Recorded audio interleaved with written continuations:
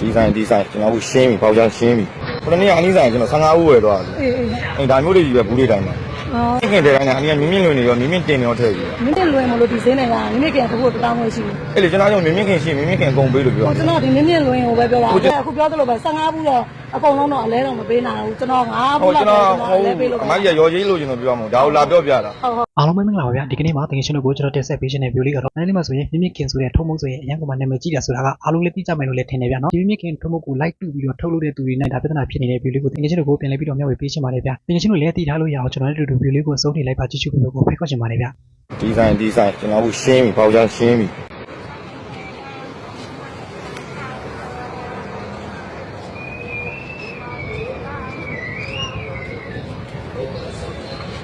အနည်းခုနေ့အနည်းဆိုင်ကျွန်တော်15ဦးဝယ်သွားတယ်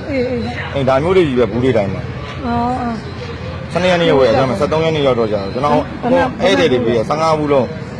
ပြီးမြင့်ခင်တဲ့တိုင်းကအနည်းမြင့်လွင်နေရောမြင့်တင်ရောထည့်ပြီမြင့်လွင်မလို့ဒီစင်းနေတာမြင့်ခင်အခုတောင်းဝဲရှိတယ်အဲ့လေကျွန်တော်တို့မြင့်ခင်ရှိမြင့်ခင်အကုန်ပေးလို့ပြောကျွန်တော်ဒီမြင့်လွင်ကိုပဲပြောတာကျွန်တော်ဒီလူကိုဖုန်းဆက်တော့ကြတော့လေရေးမလို့တာလို့ပေါ့မသိဘူးဘာညာရင်ဒီမှာဖုန်းဆက်တဲ့ခါကြာတော့ကျွန်တော်ကြောင့်လေအခုအဲ့ဒါအကုန်လုံးအဲ့ကိုစီမှာရှိတာကောင်းတယ်အကုန်ထည့်ပြကျွန်တော်လည်းမှလည်းအကုန်လုံးကြောက်တယ်ဒီလိုတွေအကုန်ထုတ်တိုင်းအဲ့လိုတွေဖြစ်တာအဲ့ဒါတော့ဘယ်လိုလုပ်ပြရမလဲဟောအမရောင်းတာတော့မသိမှာပါအမမသိတယ်ဘာကြောင်းမှမသိတာမဟုတ်ကျွန်တော်မှသူကဖေးအော်လာယူရောင်းတယ်ကိုယ်ကတင်တာဗာတင်တာသူတို့လောက်တာဒါတွေကကိုတိုင်းကလောက်တာတော့မဟုတ်ဘူးဒါပေမဲ့အခုပြောသလိုပဲ15ဘူးတော့အကုန်လုံးတော့အလဲတော့မပေးနိုင်ဘူးကျွန်တော်9ဘူးလောက်လဲပေးလို့အမကြီးရော်ကြီးလို့ကျွန်တော်ပြောမှာဒါကိုလာပြောပြတာနော်အဲ့လိုမျိုးကျွန်တော်သူတို့ကဟိုမှာဖေးဆုံးတော့ကတ်တာဗာတင်တာဒါမျိုးတွေလောက်တာကျွန်တော်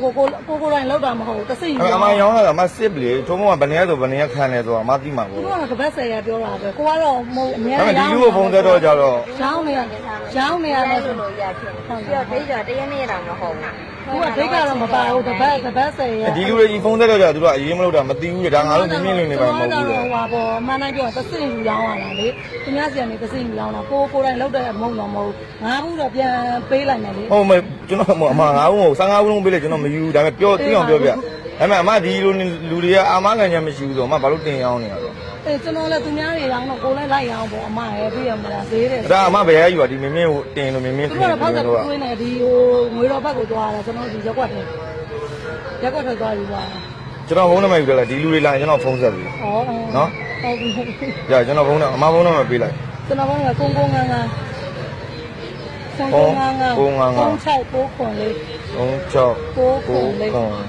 995 လေခေါ်လိုက်ကိုကျွန်တော်မှတ်ထားလိုက်မယ်ရကျွန်တော်သိရောဟိုပါအဲ့လူလန်ကျွန်တော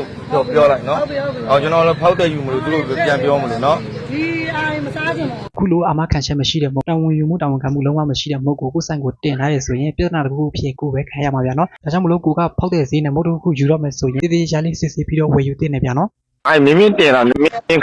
လွင်လာအဲ့ရဆိုင်နေကျွန်တော်သိချင်တာမောင်လေးကသူတို့ကလည်းဒါသူတို့အလုပ်သူတို့လောက်တာလေအမားတို့လို့တော့အမအဲ့လိုလုပ်လို့မရဘူးလေကျွန်တော်ပြောသဘောပေါက်လားတယောက်ကသူတို့ကသိရမှာကျွန်တော်ပြောမယ်ကျွန်တော်တို့လည်းကြောက်ရွံ့နေတဲ့လူတွေပဲကျွန်တော်ရက်ဝယ်တော့ကြောက်မကြက်ရင်ပြန်ပို့ပြီဂျင်းနဲ့လည်းကျွန်တော်တို့မရောဘူးမတန်လည်းမရောဘူးအမားတို့လည်းဒါမောင်လေးမဒါမှန်းတိုင်းတော့တက်ကြီးအမားတို့မလုပ်ဘူးအမားလည်းဒီဟုတ်ပြီအမားတို့မလုပ်ဘူးမလားအမားတို့မလုပ်တာသိတာကျွန်တော်အမားတို့ဟိုလုံးတဲ့လူကအဲ့မုံရောင်းတဲ့ပိုင်ရှင်တွေလုပ်တာအဲ့ပိုင်ရှင်ကိုကျွန်တော်သိချင်တာပိုင်ရှင်ရတယ်မောင်လေးဒီလိုမျိုးကြီးတော့ဟိုဆက်တော့မပေးဘူးပေါ့အဲ့ကျွန်တော်ဖုန်းဆက်တော့ကြာကျွန်တော်သူမြင်းလွင်လည်းမဟုတ်မြင်းတင်လည်းမဟုတ်တရားကြီးကျွန်တော်တို့မလုပ်ဘူးဘာလို့ဘူးမှရေးတိုင်းဖုန်းကဘာလို့အဲ့လိုမျိုးပြောတာအဲ့ဒါတော့မောင်လေးကအမားလည်းမသိဘူးလေအမားတို့လည်းတစ်စိမ့်ရောင်းတာမောင်လေးကိုပြောတယ်လို့အမားတို့ကတစ်စိမ့်ရောင်းတာပဲလေအမားတို့ကဒါအမားတို့တက်ကြီးရတော့မလုပ်ဘူးဒါမတော်လို့ဒါတယောက်နဲ့တယောက်ကအခက်မသိလို့ဖြစ်သွားတဲ့အရာပဲမောင်လေးပြီးတော့မောင်လေးကအမကိုလေအဲ့လိုမျိုးပြောပြီးတော့တင်းနေပါညာဆိုလို့ရှိရင်တော့အမဟိုမဖြစ်ဘူးအခုကမောင်လေးကဟိုလာပြီးတော့ပေါ့နော်အမဒီလိုတော့မလုံးနဲ့ပါညာလာပြီးတော့အကျိုးဆောင်ပြောတယ်ဆိုပြီးကိုကတော့ထင်တာမောင်လေးအဲ့လိုမျိုးကြီးတင်ချလိုက်တာကြီးကကြတော့အမတော့ကတော့အဆင်မပြေဘူးအမမှလည်းကလေးတွေနဲ့လှုပ်ရှားနေရမိသားစုရှိရလေဒီလိုမျိုးကြီးဆိုတော့အဆင်မပြေဘူးမောင်လေးအခု9800ကိုအမပြန်လွှဲပေးလိုက်မယ်အမကကျင်းတာဟာကိုဖြတ်ပေးပါကျွန်တော်အမကျွန်တော်9600တော့မဟုတ်390လွဲလေတို့3သိန်းနဲ့ကျွန်တော်ဝယ်မယ်မောင်လေးကင်ကလေးကမြင်းခင်မဟုတ်ဘူးမြင်းလွင်အဲ့လေအဲ့မြင်းတင်နေမြင်းလွင်နေကျွန်တော်သိချင်တာကျွန်တော်ဟိုဘက်မှာဘယ်လောက်ကြီးကျယ်မျက်နှာပြတ်သွားအောင်မသိလားမသိလိုက်ဘူးမလားဟ ဒါပါအခုအမဘယ်လိုဖြစ်နေတာတော့ ပြေးလိုက်တာစိတ်ဖိနေရဲ့အတွက်တော့အေးငါလည်းတကယ်ပါ ကျွန်တော်ကမုံအဲ့ဒီမြင်းမြင်းဒီမုံပေးလိုက်တဲ့လူကကျွန်တော်နဲ့တိတ်ကိုတောင်းချီလုံးနေတဲ့လူမွေးသားအမေဆိုလို့ဟုတ်တယ်ကျွန်တော်လိုသလောက်လည်းပတ်စံထုတ်ပေးနေတယ်လူသူကကျွန်တော်သူ့ကိုတော့မုံဘူးချပြီးပေးလိုက်တဲ့ချိန်မှာငါသားနဲ့နင်းချင်းတဲ့ခံလိုက်ရအဲ့မြင်းမြင်းတင်နေမြင်းမြင်းလွင်နေရဖောက်စစ်ကြည့်လိုက်တဲ့သူပြောတဲ့အတိုင်းပဲဖောက်စစ်လိုက်တဲ့ရင်အကုန်ခွေးဖြစ်တာပဲဒီမှာဘူးအဲ့ဝိုင်းမှာပတ်ပတ်လည်မှာလူတွေအများကြီးနဲ့စိန်နေကြောက်ကောင်းကြောက်ကောင်းရောင်းဝယ်နေတဲ့လူတွေကြီးပဲအဲ့တော့ခွေးမဖြစ်ဘူးလားကြားထဲမှာအေးမဟုတ်ပါနဲ့မောင်လေးအဲ့ဒါတော့အမတောင်းမှမှာပြီးတော့မုန်းဆိုတော့အရာမောင်လေးမို့တတ်တာတော့အမလည်းအမမင်းမခင်ထုံးမုံဆိုတဲ့ဘူးက3ရက်ထားတဲ့ဟာရှိ5ရက်ထားလို့ရတပတ်ထားလို့ရမဟုတ်ဒီကားကြီးကွင်းထဲမှာဒီလုပ်ငန်းမှာမောက်တစ်လုံးရောင်းနေတဲ့ဟာလေရောင်းလာနေရဗျာမသိတယ်ဘာအကြောင်းမှမရှိဘူးဟုတ်လားမောင်တခါမှအဲ့လိုမကြုံဘူးနော်တကယ်ဖျားစုတခါမှမဖြစ်ဘူးအခုအဲ့လိုမျိုးဖြစ်သွားလို့အမကအမအခုကျွန်တော်ပြောတာအမကျွန်တော်အဲ့တိုင်းနဲ့ချိတ်ပေးဆိုတယ်အမလည်းချိတ်မပေးမောင်လေးကကိုကဒီရောင်းရတာကိုစီဝယ်သွားပြီးတော့မှဖြစ်တဲ့အရာကိုမောင်လေးကအဲ့လိုစိတ်ပြီးတော့ဘာအေးဒါတော့ကျွန်တော်နဲ့အခုအမနဲ့တသနာတက်ပြီးဆိုအမအဲ့တိုင်းကိုပြောရမှာလေအမမပြောရင်ကျွန်တော်ပြောမယ်လीရှင်းလေးမောင်လေးသူတို့ပြောလိုက်ရင်တော့ငါတို့ပေးလိုက်တာတော့အကောင်းပဲနဲ့တို့ဖြစ်တာဆိုဒါတို့တွေအချင်းအငင်းပွားမှာပဲငါမောင်ရဘာလို့တော့မှာရောအငင်းပွားမှာယူမရောင်းနဲ့ဘောရှင်းလေးလေအမလည်းမြန်သူကမြင်းမြင်းခင်နေမယ်ဟိုအလွဲသုံးစားလုပ်ပြီးနောက်ကလေလွင်နေတင်နေပြောင်းပြီးချင်းပိတ်ရိုက်တာအဲ့ဒါအမားတို့လည်းမနာပြောရင်ဒါတွေကအရင်တော့တစ်ခါမှမဖြစ်ဘူးအလိုမိုတယ်လည်းမဖြစ်ဘူးအခုကဘယ်လိုဖြစ်လို့မို့တက်လဲတော့အမားလည်းမပြောတော့နေပဲပူလို့လားဘာလားတော့မသိဘူးဖြစ်သွားတဲ့အရာကွာအဲ့ဒါကိုလည်းအမားကလည်းသူ့စီကယူပြီးတော့ကိုကလည်းဖွင့်ပြီးတော့ယူရတာမဟုတ်ဘူးသူ10ဘူးဆို10ဘူး15ဘူးဆို15ဘူးဒီလိုပဲတို့ကယူပြီးတော့တို့ကထားလိုက်တယ်ထားလိုက်တဲ့အချိန်မှာအလိုမိုတယ်ဖြစ်သွားတယ်အဲ့ဒါကိုမောင်လေးကဝယ်သွားမိတယ်အဲ့ဒါကိုတယောက်နဲ့တယောက်ကဒီလိုမျိုးပြေးလေချောင်းနဲ့ဟိုပေါ့နော်အမရဲ့ဒီလိုဖြစ်တယ်အမဒါကိုပြန်ရောက်ပြီဆိုရင်လည်းအမဟိုတနေ့ကတော့ပြောလိုက်တယ်ကိုကလည်းအဲ့လိုမျိုးတစ်ခါမှမကြုံဘူးတော့မောင်လေး15ဘူးကိုအမ10ဘူးသာတော့မဟုတ်9ဘူးသာတော့အမပြန်ရောက်ပေးမယ်လို့မောင်လေးကပြောလိုက်ကျွန်တော်မရဲ့ဒီဘူးတွေဘူးကျွန်တော်လူချင်းမှတော့ကျွန်တော်အမကြီးကအစိုးရကျွန်တော်ပြန်တောင်းလို့ရတာပဲအဲ့ဒီကျွန်တော်နေ့ကတွေ့ကြတယ်ကျွန်တော်ပတ်စံပြန်ပြီးတောင်းလို့ကျွန်တော်ပတ်စံမမှတ်ဘူးအဓိကဂုံသိက္ခာအမအခုလို quality မမီတဲ့မုတ်စားသုံးတဲ့သူတွေအနေနဲ့လုံးဝစားလို့အဆင်မပြေတဲ့မုတ်ကိုဆက်ပြီးတော့ဒါပြန်ကြည့်လို့မရအောင်ကောင်းကောင်းကြီးစုံမပေးတင်နေဗျာနော်ဘောပေါက်လားအေးတကယ်ပါမောင်လေးကိုလည်းတကယ်ဟိုခင်တယ်တကယ်တွေ့ကြရခင်ပါတယ်တရင်ကောင်းတာလည်းသိတယ်ဒါပေမဲ့အခုပြောသလိုပေါ့မောင်လေးအခုအဆင်မပြေတော့လည်းမောင်ကိုပြောပြရတော့အမစိတ်မကောင်းဖြစ်တယ်အခုအမကိုအဲ့လိုမျိုးကြီးတင်လိုက်တဲ့အရာကြတော့လည်းအမတော့ကအဆင်မပြေဘူးဆိုတော့အမကပဲအညွန့်တောင်းနေပါတယ်မောင်လေးဘာဖြစ်ချင်တာလဲအမဘာလေးသူညီပြီးတော့မောင်လေးအဆင်ပြေအောင်အမလုပ်ပေးရဟုတ်ကျွန်တော်ပြောတာကျွန်တော်အမကျွန်တော်အဲ့တိုင်းနဲ့လည်းချိန်မပေးနိုင်ဘူးတွေ့မပေးနိုင်ဘူးဆိုတော့ကျွန်တော်အမသိချင်တာကျွန်တော်ဘာထက်လုပ်ပေးရမှာအမဟုတ်လေမောင်လေးချိတ်ပေးရမှာလေအခုအမပြောပြတာအမတို့သူမတို့ယူရောင်းနေတာမောင်လေးသူ့ကိုသွားချိတ်ပေးပြီးတော့မောင်လေးပြဿနာရှာတော့ဘာဒီကျိုးထူလာမှာတော့ငါမှပြဿနာရှာမယ်ကျွန်တော်မေးလိုက်မယ်ကျွန်တော်ဒီကပြဿနာခင်ဗျာဘာလို့မမှန်ကန်ရအောင်ကျွန်တော်မေးလိုက်မယ်ချင်းလေးဘူးမှဖုန်းနံပါတ်ရေးထားပြီးဒီဘူးခင်ဗျားတို့ဖော်ဆက်တော့ကြတော့သူတို့ထုံးမလည်းမလုပ်ဂျုံးမလည်းမလုပ်ဘာမှမလုပ်ဘူးဆိုတော့ဒါကဘာလို့အဲ့လိုပြောရတော့မောင်လေးအစဲမလုပ်ပါတော့နဲ့ကွာဒီဟာပဲပြီးလိုက်ပါတော့အမပြောအကျယ်လုံးကြီးအမရဲ့အဲ့ဒီအမနဲ့ကျွန်တော်ဟိုတနေ့ကတွေ့တယ်အမဆိုင်မှာအမနဲ့စကားပြောတယ်ကျွန်တော်အကျယ်လုံးကြီးအမလည်းရင်းကိုပိတ်ခံနေရတယ်မောင်လေးပြောတယ်လို့ပဲမောင်လေးကဘာဖြစ်ချင်တာတော့အမကလည်းဘာထပ်ပြီးတော့ဟိုအဆင်ပြေအောင်လုပ